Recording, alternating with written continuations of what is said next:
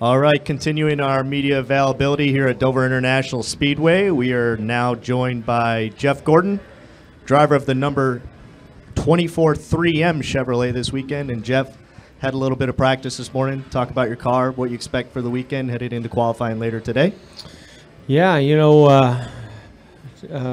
tire change and a decrease in horsepower definitely changes this place a lot. So, kind of just throwing all of our notes out of what we had in the past that's worked, and it's like starting all over again. So we had some challenges today. We weren't near as good as we were hoping to be, and we're working diligently to try to improve our qualifying effort that is going to happen here in a little bit, and then kind of go through our notes this evening to see what we can start with tomorrow to make some improvements. Just the fact that you're driving much deeper into the corners with less power it makes a huge impact here, because there's the big dips and bumps going into 3. It really loads the car up much more aggressively over there, so it makes those bumps seem like they're even worse than what we've had in the past. But that's just one of the little things that when you take 100 horsepower out of the cars how it can change your approach or your setup and what you have to do to get around a racetrack such as Dover. All right, with that, let's go ahead and open it up for questions. If you would, state your name and affiliation. Let's go ahead and start with Claire here, and we'll go back to Bob next. Claire B. Lang, Sirius XM NASCAR Radio. Kevin Harvick says he usually leaves out of here with sore heels from where his feet have beat on the floorboard throughout the day. Is it physically demanding for you, coming out of this racetrack compared to the others? Yeah, it definitely is a physical track. I wouldn't say that I've ever had any problems in my heels, but your arms get such a workout here because you're working the wheel constantly.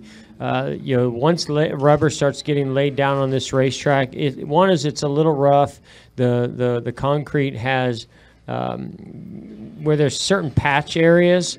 Every time they come in and do a patch, the way that the people finish that piece of concrete, it's different texture than the other pieces, and so you have different grip levels, and so you're constantly fighting between push loose, and you're just working the steering wheel constantly here. Not to mention the G-loads that you pull here are pretty significant. These are big corners, high banked with a lot of grip. And so, yeah, it's a very physical track. You're working hard on each lap. Okay, Bob Pockris, and then right behind you to Mike. Bob Pockris, ESPN. You're 9th in points. You haven't led a bunch of laps except at the plate tracks. So kind of going through the rest of the regular season, do you feel like your best way to get into the chase is through points, or do you still feel like you guys have a good shot at winning? Well, I mean, I think we're very conscious of the fact that we need to improve our performance, especially on the mile and a halves. We've not lived up to our own expectations, and we're working extremely hard to find that. I think right now, if we execute flawlessly, we have a shot at winning. But we haven't been doing that either. So we have some work to do. It always helps when you get your performance up in your cars. You can make a few little mistakes here and there and still put yourself in position to win. For us right now, while the performance is down a little bit, I've got to do a better job on the restarts. We got to do a better job on pit road. And the calls that we make for pit strategy and track position, those things just all have to be done perfectly, but never stops us from trying to get the performance better. We want to win every time we go out to a racetrack. Our goal is to win, but we also are just, nothing's changed in my entire career since the first time I started. Your goal is to go out there and fight as hard as you can for every position and get the best finish that you can, hoping that that's a win. If it's not a win, 2nd or 5th. I mean, to me, it's always, if you have a 10th place car, you want to get it to 8th or 9th or 7th. If you have a 5th place car, you want to get it to 4th or 3rd or 2nd. And right now, that's what we're trying to do, is just get the most out of it. Last week, we certainly had better than a 15th place car, and it didn't play out for us that way, and we ended up 15th, and that was very, very disappointing. But we came out of there with some decent points. The reason we're 9th in points is because we've been consistent. We've certainly been consistent, but that's definitely not good enough for us. We want to be better. We don't want to just be in the chase. We want to be in the chase with a chance of winning it. All right, Mike, then Jeff. Mike Hembry, USA Today. Jeff, you've talked about wanting this year to be more about performance and not so much about sentiment. Let me get you to detour from that a second, though. You're coming up on your presumably last race at Daytona. What kind of role has that track played in sort of defining your career? Yeah, I mean, certainly early in my career, or first half of my career, played a big, very, it was significant and played a big role because, the Daytona 500 wins that I've had, the 400 wins that I've had. I mean, just even that first race in the duels that year was huge. So. I mean, I always enjoyed racing at Daytona. The way you race at Daytona and the type of drafting that we have now has changed so much in the second half of my career that, I haven't seen the victories or seen the success or had as much fun racing those types of tracks as I did the first half. But I'm very, very appreciative and thankful. And I think even more so today because I think it's even harder to win today at those tracks than it ever has been. And it makes me go back and go, wow, I can't believe I won 3 Daytona 500s. How the heck did I do that? All right, Jeff Gluck, and then up here to Reed. Jeff Gluck from USA Today. Jeff, Charlotte wasn't a very good performance by Hendrick standards. Obviously Dale Jr. got up with fuel mileage, but the rest of you guys seem to be a little bit frustrated with what happened there. Is there any sense of urgency at the shop or any sense that things need to be picked up as a whole organization at this point?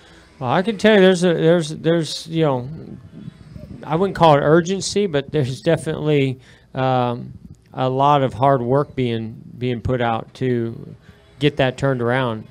This rule package that we have this year has not suited any of us very well. I mean, I know Jimmy has the 3 wins, which we all scratch our heads and are amazed that he's been able to do that because we don't feel like we've really performed.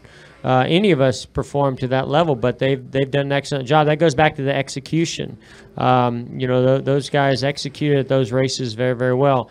I mean, I think it's obvious that on the super speedways we're still very, very strong. I mean, I feel like we had a dominant car at Daytona, dominant car at Talladega. Dale Jr. got the win at Talladega, and there's no reason why we can't win at those tracks. But it seems like at the other tracks we're off a little bit, downforce and maybe even a little bit with power. That's unusual for us. So we're very aware of it. And I wouldn't call it urgency, just a lot of hard work and focus on getting that turned around. Let's go to Reed and then the gentleman against the wall in the row behind him. Reed Spencer with NASCAR Wire Service. Jeff, from what you were saying earlier, is it fair to say that this track is exhibiting the most pronounced difference between last year's package and this year's package? I think they've all exhibited it. It's just all in their own unique and different way. But when you do a combination of tire change and all the other changes, it's been pretty significant. I mean, I tested Indianapolis. I think it was actually the same left side tire possibly, and we saw a big change there as well with the power. And the downforce is not that big. I think the teams have gained a lot of the downforce that we lost. I think they've done a good job pushing forward and gaining a lot of that back. So I don't think the downforce is as much different as the power change has been. And then you throw in a different left side tire, and I was pretty shocked, when we took off in practice, just how I was able to flat foot it from the middle of the corner off the corner and how much speed I was able to carry into the corner. But at the same time, the bumps into 3, which are always pretty bad here, but boy, they really get your attention when you're driving that deep in the corner. So I mean, I think we've kind of expected it at most places these days, and it's pretty significant here. And you know, I'd be curious to see what kind of side-by-side racing that we get this weekend. Usually this groove moves up, and I hope that happens here. That would be nice. We're going to need it. Yes, sir. And then Bob just behind him. Joseph Walken, Frontstretch.com. With your announcement that you're going to be broadcasting with Fox next year, how important is it for you to be able to stay at the track for nearly the entire season after you retire from full-time racing? I'm not sure I quite understand the whole question, but I mean, I'm certainly looking forward to that. You know, I feel like you know, I've never wanted to step away from racing, just from behind the wheel of the car, and I love the fact that I get a chance to you know, be close to this sport in a whole unique, different way, being in the broadcast booth. And I still have a very strong relationship with Hendrick Motorsports, so you know, I'm going to be able to really be tapped into the performance of the cars and the teams and what the drivers are going through and the teams are going through through that relationship as well. So, I mean, yeah, my decision was never to leave the racetrack. It was you know, mainly just to kind of focus and do something different. And hope that gives me a little bit more quality time with my family at the same time. All right, Bob Pockers and then Scott. Did that answer that question? Because it was so loud, I didn't hear every bit of it. We got a thumbs up. I think we're good. Thumbs up, good. Go ahead, Bob. Bob Pockers, ESPN. Do you think your guys are pressing or feeling any extra pressure, A, because it's your last year, and or B, just kind of the way last year had ended?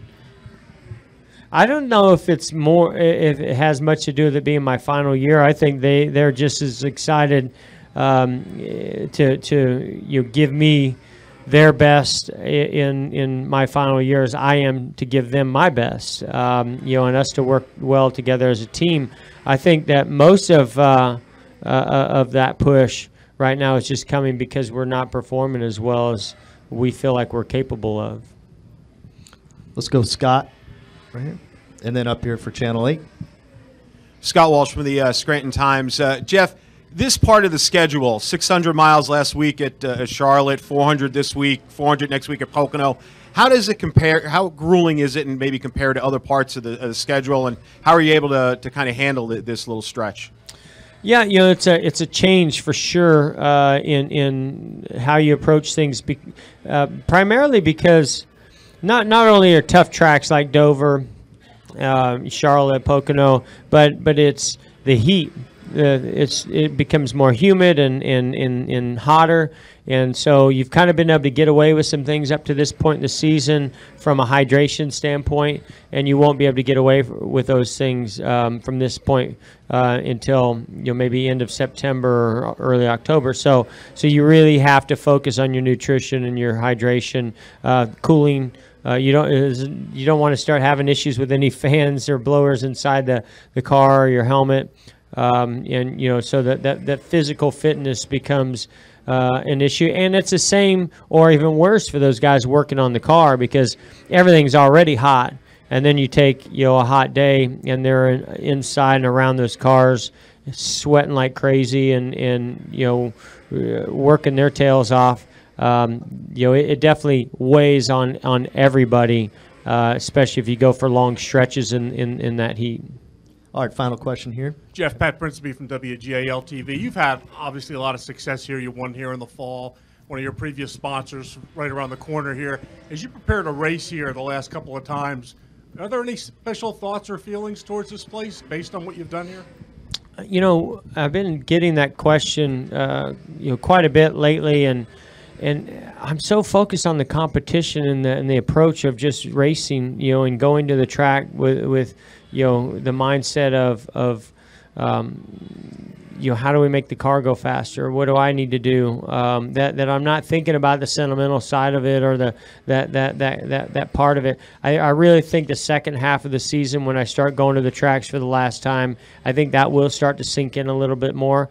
I'm very appreciative of the tracks and the interaction with the fans that I've had, and in a lot of the things that they've done or said or have showed me through signs and support already. But most of my mindset is just kind of as usual, and which is the approach that I have in going to the racetrack to compete. All right, with that, we appreciate your Thank time you. today, Yep. Jeff. Wish you the best of luck the rest of the weekend.